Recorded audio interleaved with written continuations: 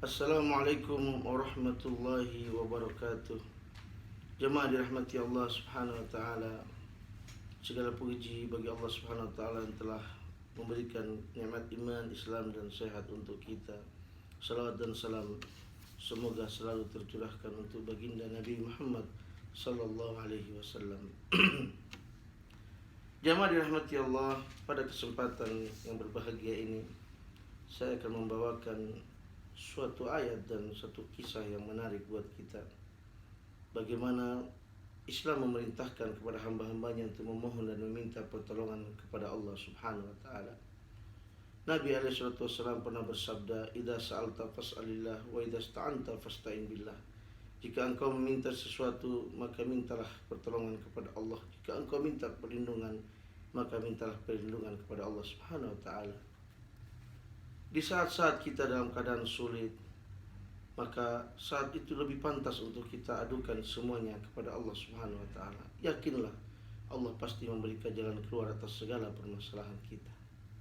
Allah Subhanahu wa taala berfirman dalam Quran surah An-Naml ayat 62, "Amman yujibul mudtarra idza da'ahu wa yaksifus su'a."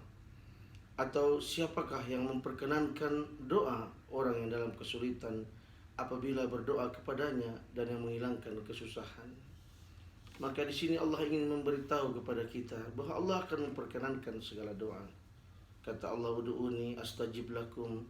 Berdoalah kepadaku maka aku pasti akan mengabulkan untuk kalian. Bahkan Allah mengancam, "Innal ladzina yastakbiruna an ibadati sayadkhuluna jahannama dakhirin." Sungguhnya orang-orang yang sombong dalam beribadah atau berdoa kepada Allah, maka Allah akan lempar mereka ke dalam neraka jahanam dalam keadaan hina. Jemaah rahmati Allah Subhanahu wa taala, ada sebuah kisah yang sangat menarik. Wallahi kisah ini begitu membuat hati ini bergetar dan mata ini menangis. Mudah-mudahan kisah ini bisa menjadi pelajaran buat antum semua. Dan kami pun sudah beberapa kali mengalami di saat-saat yang sangat sulit, ketika kita adukan kepada Allah Subhanahu wa taala, maka pasti Allah akan mengabulkannya. Telah datang berita dari guru kami bahwa ada sebuah kisah nyata seseorang yang dia karena mengalami pahitnya, getirnya kehidupan ini sampai dia masuk ke dalam penjara. Ketika dia di dalam penjara, sebagaimana yang kami tahu dan mungkin antum juga pernah dengar bahwa penjara itu luar biasa.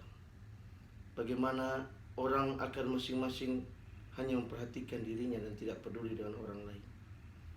Di saat seperti itu, si orang ini yang menjadi kisah inspiratif kita pagi hari ini dari kota Bandung ini, buat antum jadi pelajaran bahwa dia memiliki odol terakhir, odol pasta gigi. Antum bayangkan, pasta gigi terakhir. Dan dia berpikir yang sangat keras, besok pagi bagaimana saya tidak memiliki lagi odol atau pasta gigi ini. Akan ke siapa saya meminta? Mulailah dia mengkambing hitamkan istrinya yang sudah tidak menengok, anak-anaknya sudah mulai lupa padanya, sahabat-sahabatnya sudah meninggalkannya. Mulailah dia berpikir 1000 pikiran yang datang kepadanya. Sampai-sampai dia ingat, oh iya, bukankah ada Allah Tuhanku. Namun dia berpikir kembali, jemaah, orang banyak meminta kesehatan, orang banyak meminta diberikan jalan keluar, diberikan kelancaran usaha, rezeki dan lainnya. Ini permintaan-permintaan besar. Tapi mungkinkah saya, seorang manusia, seorang hamba ini minta odol? Dia mulai berpikir bagaimana bintang gemintang, bulan, semua langit ini, ya, yang begini besar, dan saya akan meminta odol kepada Allah Subhanahu wa taala. Maka akhirnya karena tidak ada pilihan lain baginya, karena dia sangat membutuhkan odol atau pasta gigi ini, sedangkan mungkin orang lain tidak butuh, dan ini permasalahan kecil bagi orang lain, tapi dia sangat membutuhkan. Maka akhirnya dengan malunya dia mendatangi pojok atau sudut penjara. Lalu dia mengatakan, "Ya Allah, ya Tuhanku, aku butuh benda itu." Dia tidak mampu menyebutkan odol, tapi dia tahu bahwa Allah Subhanahu wa taala pasti tahu apa yang dimaksud benda tersebut. "Ya Allah, aku butuh benda itu, berikanlah padaku." Selesai. Sudah selesai. Habis berdoa dia tertidur. Ketika dia tidur, jemaah, Sekitar tengah malam terjadi suara gaduh yang luar biasa. Kegaduhan di dalam penjara. Ternyata dilihat ada seorang laki-laki yang gemuk masuk membawa tas besar dan didorong oleh petugas ke dalamnya. Lelaki ini berteriak-teriak, saya tidak bersalah, saya tidak bersalah. Gaduh di dalam penjara.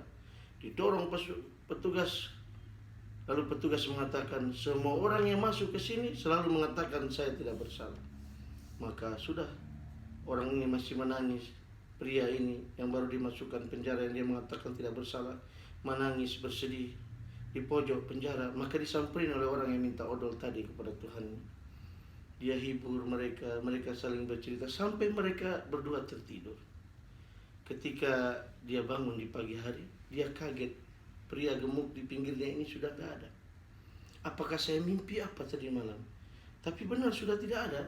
Lalu dia bertanya ke petugas, kemana pria yang tadi malam? Kata petugas itu, oh biasa, salah tangkap. Dengan enaknya petugas menjawab, oh salah tangkap. Maka kami sudah bebaskan. Saking senangnya dia bilang kepadamu, tas itu dan isinya untukmu. Maka pria peminta odol ini mendatangi tas itu dan mencoba untuk melihat apa sebenarnya isi tas itu. Ketika dia buka, begitu gemetarnya dia, begitu kaget dan tersentaknya dia. Di dalam isi tas itu adalah 5 kotak odol, 1 sikat gigi, 2 sabun mandi, dan 3 sampo serta beberapa helai pakaian. Gemetar dia, menangis dia. Menangis karena Allah Subhanahu wa taala. Dia tidak menyangka bahwa doa dia tentang odol dikabulkan Allah Subhanahu wa taala. Bahkan lewat jalan salah tangkap. Allah kirim odol itu ke dalam penjara. Allah punya segala cara, 1000 cara, bahkan jutaan cara untuk mengabulkan doa kita dengan hal yang tidak bisa diterima oleh akal kita terkadang. Jamaah rahmati Allah Subhanahu wa taala. Maka pelajaran yang sangat inspirasi ini buat kita, menjadi inspirasi besar bagi kita bahwa mintalah apa saja kepada Allah Subhanahu wa taala. Para sahabat dahulu tali sendalnya putus pun mereka minta sama Allah Subhanahu wa taala. Ya, ingat kita punya Allah Rabbul Alamin yang akan mengabulkan segala doa-doa. Yang kata para ulama, doa itu Allah kabulkan pasti. Yang pertama, Allah kabulkan langsung sesuai permintaan. Yang kedua, ya Allah simpan di akhirat. Yang ketiga, dikabulkan nanti di akhirat. Yang ketiga, kita dihindari dari bencana dan musibah. Sering kita berjalan di tol atau berada di suatu perjalanan lalu hampir terjadi kecelakaan atau jatuhnya bangunan hampir mengenai kita. Tidakkah sadar kita bahwa kita selamat dari itu? Di antara doa-doa kita yang tidak dikabulkan, namun dari dalam jalan lain kita dikabulkan. Jamaah rahmati Allah Subhanahu wa taala, semoga ini bisa bermanfaat bagi antum agar kita bisa meminta kepada Allah Subhanahu wa taala mohon pertolongan padanya. Subhanakallah bihamdika asyhadu an la ilaha illa anta astaghfiruka wa atubu ilaik. Wassalamualaikum warahmatullahi wabarakatuh.